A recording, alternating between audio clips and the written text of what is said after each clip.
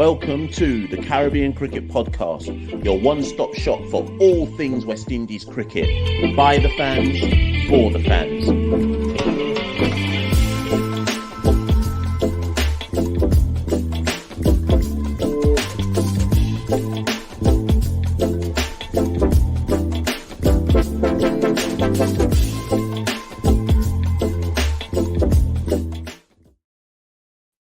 Yes, ladies and gentlemen, welcome back to another edition, another episode of the Caribbean Cricket Podcast. I'm on half of the Caribbean Cricket Podcast, Mashal St. Patrick Hewitt, and we're back again. We're back live for a conversation, a deliberation, a procrastination, a deep dive, who knows what I'm even trying to say here.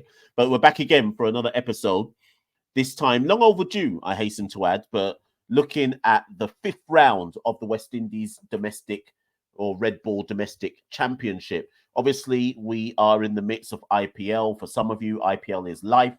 But for us on the Caribbean Cricket Podcast, West Indies cricket still comes first, no matter what. So just worth reminding people, first things first, of when this fifth round of fixtures took place. They all took place on Wednesday, the 20th, so literally a week ago at the time of recording, and ended on Saturday, the 23rd. So this is about 4 days since the end of the fifth round of competition, and I finally got round to reviewing it, talking about it, and seeing what are the key talking points coming out of the fifth round. First things first, though, or second things second, in terms of when the sixth round will begin, for those who don't know, that will begin 2 weeks from now on the 10th of April. Jamaica Scorpions will play Guyana Harper Eagles in Jamaica, Sabina Park. Leeward Islands will play Barbados Pride at the Sir Viv Ground in Antigua. CCC will play Trinidad and Tobago Red Force at UE Spec.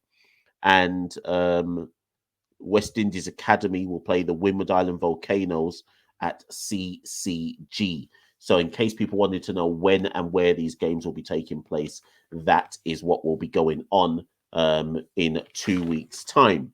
But yeah, like I said, I want to look at the fifth round. And actually, let me do this. Here we go. So actually, first thing, before I even talk about it, let's just talk about the league table. And this is one of the reasons why I delayed recording this particular episode, because sometimes when we're recording, the Cricket West Indies haven't announced who's where in the championship and so on and so forth. So we can just confirm that as of recording, the Leeward Islands Hurricanes are top. You can see it on the screen now. Played 5, won 4, lost 1, 81.2 points. Notice the bonus points section as well, people. Windward second with 71.6. Barbados Pride third with 67.4. Guyana Harper Eagles fourth with 66.8. Remember, they had a washout with Trinidad. Jamaica Scorpions fifth with 53.4. TNT Red Force sixth with 51. And then obviously the two weaker sides are the last two places, West Indies Academy with 49.8, and then combined campuses and colleges who are yet to win a game, and in fact have lost all games with 24.2. Now, what was interesting in this latest press release from West Indies, from Cricket West Indies, is they finally announced how the bonus points and all of that work. So you can't really see it on the screen. And for the benefit of those who don't know, this is what it actually says. So it's 12 points for a win, 6 points for a tie, no outright winner, 3 points, right? In the event of a match being abandoned without any play having taken place, 1 point. But more importantly, because throughout the whole tournament, people have been messaging us saying, so how does the bonus points work? And we've finally got clarification. There are a maximum of 5 batting points to be available so within the first 110 overs. If you score 250 to 299 runs, 2 points. 300 to 349 runs, 3. 350 to 399, 4. 400 to 449, 5. These are all within the first 110 overs.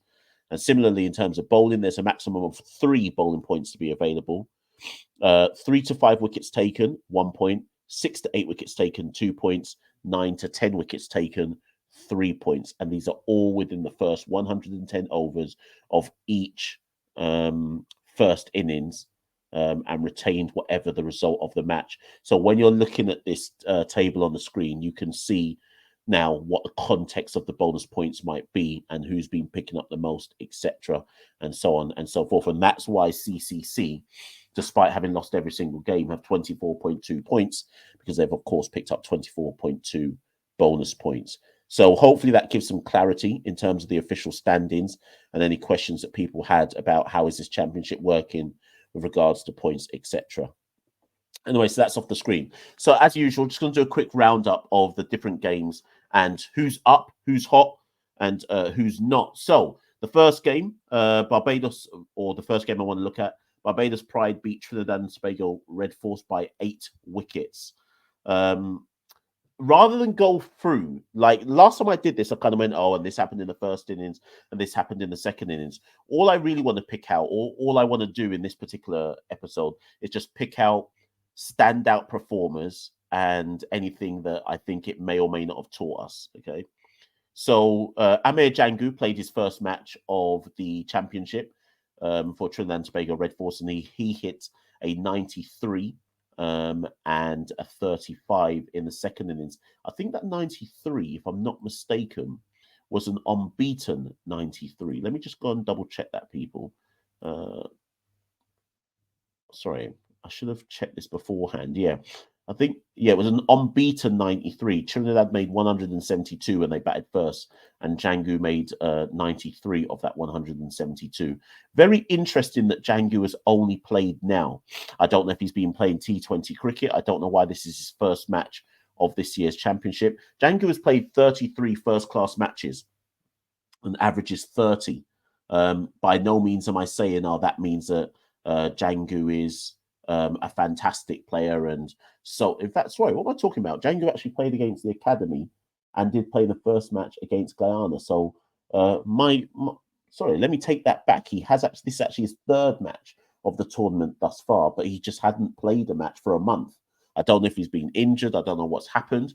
But so far in the tournament, he's hit 27 against Guyana, 40 and 2 not out versus the academy, and 93 not out and 35 versus Barbados. And he has an overall first class average of 30, no hundreds yet, but 11 50s. Again, I'm not saying that that means Jangu is any kind of world beater, but it was just a standout performance for me. There was no other Trini batter that I want to talk about. With the ball, in terms of Barbados, Jason Holder, 8 wickets in the match. 4 for 47 in the first innings, 4 for 23 in the second innings. And let me briefly talk on Holder. I did a video about 2.5 weeks ago, maybe even 3 weeks ago. And I noticed, don't worry, I took the receipts. Certain people in the kind of West Indies online fraternity wanted to fire pelters at me. They wanted to say, oh, you don't know what you're talking about. How dare you say Holder just walks back into the West Indies team? And at the time, I held my peace. I held my peace because, you see, the thing is, I'm not a dunce. I'm not a dunce. People thought I must have been making that video just for clickbait, just to be like, oh, let me try and get Jason Holder trending and just get people talking about Jason Holder. I made that video because Jason Holder walks back into the West Indies test side. I think the issue that some of you took is you said in response, some of you said in response, oh, he's got to perform. The difference between me and you is that I knew he would perform in domestic cricket because he is above domestic cricket levels. Please put respect on Jason Holder's name. I didn't need to wait to see Jason Holder take 8 wickets in a match for him to prove that, oh, okay, Jason Holder is levels above domestic level. We've been knowing this. We've been knowing this for ages. Okay. And that's why I was so confident to say Jason Holder walks back into the West Indies setup if he is available. Is the 8 wickets enough now? Are you not entertained? Or what else do you want him to do?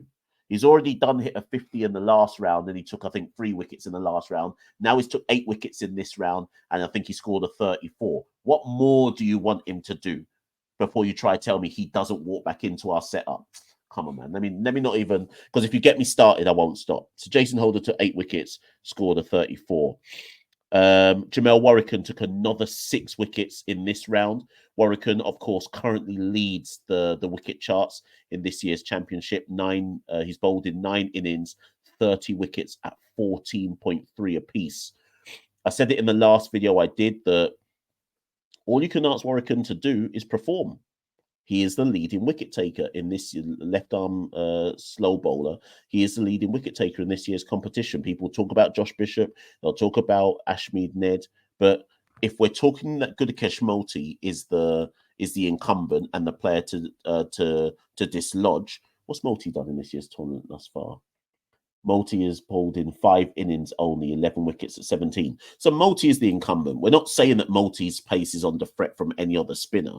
In terms of from the outside looking in. But Warwickon has shown that there are levels to this, and he is the understudy to Gudakesh Motie if we're talking about a left arm spinner. So Warwickon took another 6. With the bat, Jonathan Drakes followed up his century from the last round with a 72 and 14 not out. I'm not saying that means anything significant.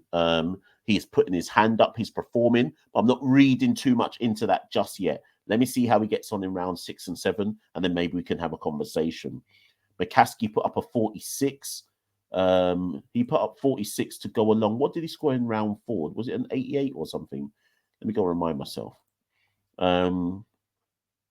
87. So last round, McCaskey scored 87 versus Guyana, and he followed that up with a 46. I'm not saying that's groundbreaking. I'm not saying that means McCaskey has proved himself. No, I'm not saying that in the slightest. But he's trying. So at the moment, McCaskey's batted 10 innings, 241 runs at 27 apiece. It's not good enough. He's only got 150. But he's trying a little something to try and hold on to that understudy opener batter spot that he's currently got. Has he done enough? Not sure. But he's obviously trying to do a little piece. With the ball in Barbados' first innings, Jayden Seales 2 for 33. I thought he was all right. Kari Pierre took 5 in the match. He's not really in the conversation, but he played well in this particular match. For those who are on Jayden Seales' watch at this particular moment in time, Jayden Seales, where's his figures? Where is Jayden? Jayden has now played 5 matches, 8 innings, 11 wickets at 25 apiece. So he's going steady. He's going steady. I remind people again, Seales was star boy before we were even talking about Shamar Joseph. So I would argue that if Seales ends the tournament going at, 18, 19 wickets at 24 apiece, Seales goes on tour to England. So that's the Barbados versus Trinidad match. Worth pointing out for those who didn't know, Gooley was injured, so didn't play. So he was unable to build on the form that he has shown thus far in this year's first-class championship. So to remind people that Jid Gooley, 7 innings at bat thus far, 315 runs at 53 apiece, 100 250s. He was unable to play in the 5th round. We hopefully he's fit for round 6 and round 7, and we can further evaluate where Jid Gooley is at. Moving on, Guyana versus the Windward Islands. Guyana beat the Windward Islands by 255 runs, a comprehensive dismantling of the Windward Islands. Standouts for me. So Guyana, Kevlin Anderson with a 48. We shouldn't be, in an ideal world, we wouldn't be heralding somebody scoring a 48. But Kevlon is a steady hand. He's a steady hand, Kevlon. In this year's championship, he's played 5 matches. So far, these are his scores across the 5 matches. Washout versus Trinidad, 10-26 versus Leeward Islands, 13 and 49 versus the Academy, 87 and 33 versus Barbados, and 48 and 5 not out versus the Windward Islands. There's only 150 in that, but there's 2 40s. Again, I mean, I'm not trying to say, and therefore he's a world beater, but Kevlin Anderson is one of those guys that I've got just bubbling under the surface. Somebody who I've got in the A-team setup, who I'm just watching his progression because my eye test says Kevlin Anderson is someone to watch. Thus far, sorry, people, I've got a cold. Thus far in this year's championship, 8 innings at bat, 271 runs at 39 apiece. We're watching him. We're watching Kevlon. Obviously, the standout batter, though, this year, and you could argue even more so than Mikael Louis, is Kevin Sinclair. Kevin Sinclair scored yet another 50, 74 this time versus the Windward Islands. Sinclair now has 102 50s in this year's tournament. He has, at 7 innings at bat, he has 412 runs, 5 short of the leading run scorer, Mikael Louis. 412 runs at 69 apiece. Sinclair is the standout bat in this year's tournament. He's batting in the top 5 for Guyana. And I think, again, I don't want to repeat something I've already said on previous episodes, but I guess for people watching, the question they have to ask themselves is Sinclair a lock for the West Indies team? Possibly. Where would he bat in the West Indies team? The domestic form he's showing currently seems to indicate that Kevin Sinclair is a batting all-rounder. He's not really bowling for Guyana, which is a problem for me. I've already spoken about the worries that I've got that Sinclair will be used as West Indies stock/frontline spinner, but he's not actually bowling all that much for Guyana in this year's first-class championship. Let me see his figures. He's got 8 wickets. So Sinclair has bowled in 9 innings, 100 overs across 9 innings in this year's Red Bull Championship. He's got 8 wickets at 41 apiece. It smells like Roston Chase. Do you know what I mean? So it smells like Roston Chase. Sinclair is showing that he's a very adept batter. Where would he bat in the West Indies team? Number 6? I don't know. I'm asking you the question. But another solid 50-plus score from Kevin Sinclair to certainly put him in some serious conversations. Gukesh Motie, he can bat. I think people think Motie can't bat. 46 down the order. And then obviously when Windward Islands got routed 113 and 164. But when Guyana came to bat again, Tej Chanderpaul finally got that century. 101 not out. Tevin Imlach 107 not out as Guyana declared on 224 for 2. Now, this is the question people have to ask themselves about Tej. Is that enough? In a region where we don't have obvious standout openers, we've already done the episode, go back and watch it in the archives, about who should open in England. Tej's obvious competitors are Jeremy Solozano, Mikhail Louis, who for me isn't in the conversation, Zachary McCaskey, and then Tej himself. All along, I've been saying that in this year's tournament, Tej just needs a century. He just needs a century to remind people that he can bat, and then he gets another tour in spite of his failures in South Africa, in spite of his failures at home versus India, in spite of his failures away in Australia. It's a baptism of fire. They're like, that's 3 difficult tours. England isn't any easier. If Tej can back up this unbeaten century in round 6 and 7 with a couple 50s, Tej goes to England. I think it's as simple as that for me. I would say, what do you lot think? Round 6 and 7, what does Tej need to guarantee that he's going to England? Whether he's guaranteed to open alongside Craig Brathwaite or not is irrelevant. I'm just about going to England, whether it's as the second opener or if it's as the backup opener. What else does he need, or is this century enough? I think he needs a couple more 50s. Hopefully this has given him confidence to go get those 50s in round 6 and round 7. With the ball, Isaiah Thorne, 4 for 38. People want to talk him up. I'm watching him, but he's not ready yet. He's not ready yet for any of that West Indies talk. A-team maybe in the future, but I'm watching him. He's on my radar. Niall Smith took 5 for 29 in the Windward Islands second innings, where they were bowled out for 164. Permaul did his usual 5 for 47. But the standout for me was Shamar Springer with 69.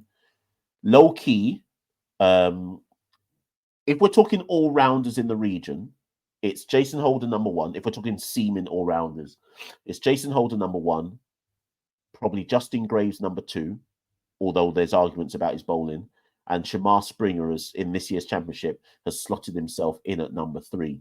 Now, Springer, let me just give you his figures this year, because I've been impressed with Springer. Again, another player who played in on the 19 World Cup winning side in 2016. So Shamar, 7 innings at bat, 221 runs at 37 apiece, with 2 50s in that, which is impressive. I think Shamar's batting number 7 for the Windward Islands. And then with the ball, he's actually been more impressive with the ball, Shamar, with his kind of medium. I don't want to call it fast. Let's just call it medium. Let's call it medium fast for now. So 10 innings he's bowled in, 19 wickets at 24 apiece with 1 fourfer. So when we're talking about solid all-rounder numbers, Shamar Springer's out there.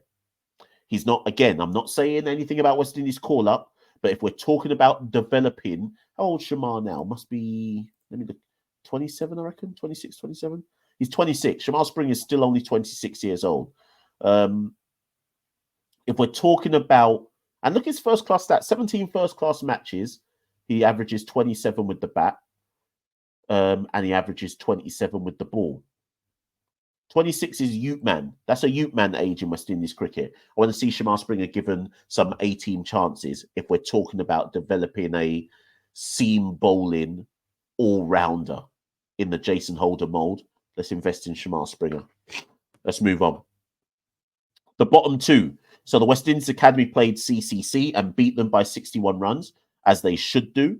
All along, I've said that every single match, someone has scored a century versus CCC.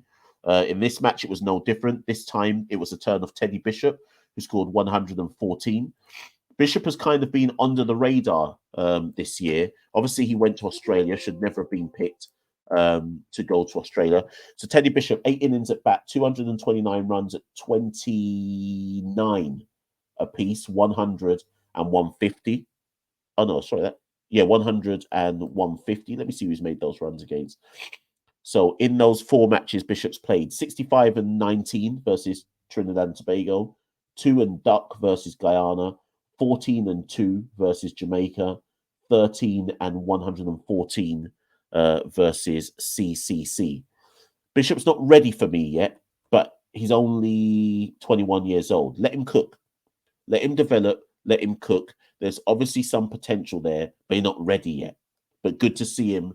Good to see him back out 100 versus CCC. Carlin Bowen Tuckett. Everyone, there's a lot of people who like their glove men. They tell me that Bowen Tuckett is probably the next best glove man in the region after Jamar Hamilton. I think that's a disrespect on Josh Da Silva, but Bowen Tuckett does have some glove skills. He scored 76 not out in the in the West Indies Academy's first innings. Who else do I want to talk about? Ned and Bishop. So again, Ashmead Ned 6 wickets in the match. Joshua Bishop 6 wickets in the match. I spoke about them last time round when we reviewed round 4. Obviously, Bishop is the 3rd highest wicket taker this year, 29 wickets at 23. Ashmead Ned is the 5th highest wicket taker, 27 wickets at 23. Yes, they should get some 18 cricket. No, I don't believe that they are any better than Jamel Warrican or Gudakesh Moulty. No, I do not believe that. But yes, they are Ute men. And whilst we have a plethora of slow left arm bowlers who seem to just take wickets like it's flipping kryptonite to West Indian batters where they see a slow left. Look at the top. Let me show you lot. In the top 1, 2, 3, 4. So in the top, 1, 2, 3, 4, 5, 6, 7, 8, 9, 10. In the top 11 bowlers in this year's West Indies Championship, 5 of them are slow left arm bowlers. Come on, man. It's like coming like flipping kryptonite out here. So you just have to understand that as good as you think Bishop and Ned may be, it's always got to be placed in the context of who they're batting, who they're bowling against, and what the clear and obvious weakness is within the region. But big up the Ute men all the same. They should get some 18 chances. Bishop probably gets in ahead of Ned because Bishop can bat. Joshua James, you lot already done know that I rate him as an all-rounder. He scored 58 with the bat. Didn't really feature with the ball in this round, but 58 with the bat. Camille Pooran was playing for CCC this time around. I like Camille Pooran. He scored 88. That was good to see. I think he's got a lot of ability. Another Ute man out of Trinidad who probably hasn't been given enough chances to rep Trinidad. Let me actually look at his record. 1 second. Let me look at Ute man Pooran. I say Ute man, Camille Pooran's 27 now. Do you see what I mean? Like, I'm saying Ute man, he's 27. He's been on the scene in Trinidad for ages. This is only his 3rd first-class match. Pretty ridiculous, man. Anyways, whatever. He scored 88. Demario Richards, I've been noting his performances for CCC. 59 in the first innings and 41 in the second innings, batting at the wicketkeeper, 3, 4, 5, 6. Batting at number 6, 7. to Demario Richard, 25 years old. So he's been good this year. He's averaging 29 in the first class championship. These are his scores thus far for CCC with the bat: 28-47 versus Barbados, 8-14 versus Jamaica, 46 and duck versus the Windward Islands, 6-14 not out versus Leeward Islands, 59-41 versus the Academy. Solid 340s and 150. Solid returns there from Demario Richard. I see you, man. Keep doing your thing. Who else do we need to talk about? Oh, Jediah Blades. Jediah Blades, the left arm quick. I don't know if we're boosting him slightly by saying he's a quick, but either way, 10 innings he's bowled in thus far in this year's championship, 16 wickets at 28 apiece. I've been watching the Ute, man. I like the shape he gets on the ball. And more importantly, when you see a left arm seamer, you have to pay attention. It's not like we've got a plethora of them within the region. So I've been seeing Blades' performance. He's only 21 years old, the left arm medium quick. So I've been watching his performances, being impressed with them. Let's keep watching that Ute man and see how he develops in the remaining rounds for CCC. I probably missed someone out, but those are the standouts for me. And then lastly, Leeward Islands, the league leaders, beat Jamaica by 7 wickets. Leeward Islands, captained by Rakeem Cornwall, which some people may not actually understand or know. They beat Jamaica and they beat them easily, to be fair. Jeremiah Louis, 6 wickets in this match. Yet, Jeremiah Louis has been super consistent in this tournament. Let me read out his performances. 5 matches in the tournament so far. This is, listen to this. This is Louis' returns in the matches this year. Versus the Academy, 5 for 29 and 3 for 41. Versus Guyana, 3 for 42, 1 for 38. Versus Trinidad, 3 for 38, 2 for 70. Versus CCC, 3 for 54, 3 for 59. Versus Jamaica, 3 for 34, 3 for 24. Super consistent from Jeremiah Louis. Again, worth noting that Jeremiah Louis has played 18 cricket already. I'm trying to remember the last time. Was it that Bangladesh home series? So there is an argument to say that because Jeremiah Louis already has A-team experience, that he should be further along the pathway to a West Indies call-up. But the fast bowling rank is pretty stocked right now. Shamar Joseph, Alzari Joseph, obviously Kemar Roach, obviously Jason Holder, Jaden Seals, Anderson Phillip. Arguably, Jeremiah Louis, he only comes into the conversation after all those names have been mentioned, rightly or wrongly. But at the end of the day, Louis is the second highest wicket taker in this year's tournament, 29 wickets at 15 apiece. You can't ignore that with 1 fifer. Super consistent A-team experience. I wonder how close Jeremiah Louis is into the... Like, if there were injuries to some key men in England, how close would Jeremiah Louis be in the conversation of getting called up to West Indies? He's 28 years old. He's never had a West Indies call up in any format of cricket. Look at his record with the ball, right? 55 first class matches, so he's got domestic experience. 150 wickets at 24 apiece. I mean, he's paid his dues. He's paid his dues. Jeremiah Louis would be right to say, when is my time coming? Keep doing your thing. Keep doing your thing and your time must come. Rakeem Cornwall, 6 wickets in the match. He's taken 27 wickets this season at 20 apiece. You done know already how Rakeem Cornwall does. He will always be consistent. He will always be. Let's see where Jimbo is. He's 4th at the moment. Let's see where Jimbo is by the end of this year's competition, when all 7 rounds are played. Let's see if he's number 1 or number 2 as usual. Obviously, he won't be picked. People have an issue with his size, but you can't argue with Rakeem Cornwall's consistency with the ball. Pete Salmon took 7 wickets in the match for Jamaica. So he's been doing his thing. And then with the bat, Carlos Brown, 80 runs for Jamaica, the opener. That's his first meaningful knock for me this season. Mansingh made 52 in the second innings for the Scorpions. Mansingh batting at number 7 this year. So Mansingh with the bat this year has 2 50s. He's got 2 50s for Jamaica, batting at number 7 or number 8, 216 runs. He's only averaging 24, but it is in a weak Jamaica batting lineup. He's often propping up at the back end for Jamaica. So 250s for Mansing. I think he's got, can't remember how many wickets he's got. Let me find him. Mansing. I was comparing him to Matara. Here we go. Mansing, 13 wickets at 35. So, I mean, we've got to develop our leg spinners. So always keep an eye on Abhijit Mansing. And then with the bat, Casey Carty, 53 in the first innings for the Leeward Islands. Justin Graves, 62. Joel Andrew, batting at number 5, made a quick fire 32. Remember, he's only 17 years old. Big up Ute man, Joel. And then in the second innings, when the Leeward Islands had to chase 180 odd, Mikael Louis hit his second 50 of the tournament. So Mikael Louis currently has the best record in the tournament. He's the leading run scorer. Granted, he's batted more innings than most people in that top 7. 417 runs at 42 apiece, 200s, 250s. Nobody else has 200 and 250. So he added another 50, 57. And then Justin Graves made 94 not out. Crucial knock. Crucial knock from Graves there, because as much as I've been saying Holder walks into the team, all Justin Graves can do is make some runs to remind people that I went to Australia.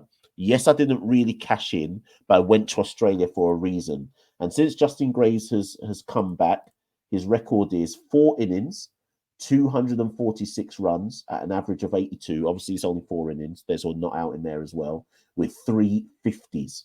No one else in the tournament has 3 50s. Justin Graves does. No, sorry, that's a lie. Kadeem Lane has 3 50s. So Justin Graves has only just turned up and he's got 3 50s. And that's, to be fair to Justin, he's doing the right thing. If people like me are going to say Holder walks back in, Justin Graves is supposed to perform and say, over my dead body, Jason Holder walks back in. He's got to make significant runs and take significant wickets to take my spot. So big up Justin Graves for scoring that double 50 there, 62 and 94 not out, to make sure that his name stays in the conversation. The issue Graves will have in terms of staying in the West Indies team is that he's also got to perform with the ball. Because what people have to ask themselves is this: is Justin Graves' position in the West Indies side as a batter, or is he there as an all-rounder? If he's there as an all-rounder, which is what I think he's there to do, then you have to judge him on both runs scored and wickets taken. Right now, he's not really contributing in the wickets taken column. And arguably, he's bowled 27 overs since he's returned to the first-class season this year, 1 wicket. So he's going to have to do more than that. You can't just shut people out because you're scoring runs. He's in an all-rounders position. People have to remember that. So that's kind of like the summary of where we're at after round 5, people. Sorry, my last point, which I wrote down here, Jermaine Blackwood, shocker. Absolute shocker of a season. And Dads is my guy. I got a lot of time for Jermaine Blackwood, but something has gone wrong for him this season. It's just not happening for him. Where's Dads's? This is Dads's scores this season. It's awful. Listen to this. Windward versus Windward Islands, 14 and 16. Versus CCC, 8. Versus Barbados, 18 and duck. Versus Academy, duck and 27. Versus Leeward Islands, duck and 5. 3 ducks in the season. Come on, Dads, man. Come on. You're a test batsman with an average of 30 after 56 test matches. Whether people think that's not good enough or not, come on, man. When you're a test batter, you're supposed to come back to the domestic setup and dominate the domestic setup. Dads is only 31. He's up, no, 32 now. Your career's not over, but come on, man. Dads, do you want to get back in this West Indies team or not? That's poor from you. And then last word for O'Shane Thomas, who got his first run out for the Leeward Islands this year and took 2 wickets. Bold Brandon King was one of his wickets. So I'm not saying that's not for me to say that O'Shane Thomas is anywhere near any kind of conversation, but just good to see him playing some red ball cricket. Hopefully he plays in the next round as well. Listen, people, that's my summary, cold and all. That's my summary of round 5 of the West Indies Domestic Championship. You won't have agreed with everything, but I tried to just do a quick kind of summary of who's winning, who's losing, who's hot, who's not. Round 6 will begin, like I say, on the 10th of April. as usual, get at us in the comments below. Roll to 8K on YouTube. Like, share, subscribe. All of that. If you want to support the Caribbean Cricket Podcast, head to www.patreon.com/Carib Cricket. Any little bit counts. You know we don't have a sponsor. You lot are our sponsors at all times if you can spare any loose change. And that just helps keep us on the airways. If you haven't already done so, and if IPL is your thing, go and watch Santoki. He recorded an episode with Bharat Sundaresan looking at the West Indians in the IPL and who needs to perform ahead of the World Cup, who's under pressure, so on and so forth. So if that's your thing, go watch that recent episode as well. There's always content on the Caribbean Cricket Podcast platforms, whether the audios, whether the visuals, etc. There's always something for everyone. So get watching, get listening, get following, get liking, get sharing. I've been Mashal St. Patrick Hewitt, one half the Caribbean Cricket Podcast. Thank you. Good night. We rule the cricket world. Now the rules seem coming. Welcome to the Caribbean Cricket Podcast, your one-stop shop for all things West Indies cricket. By the fans, for the fans.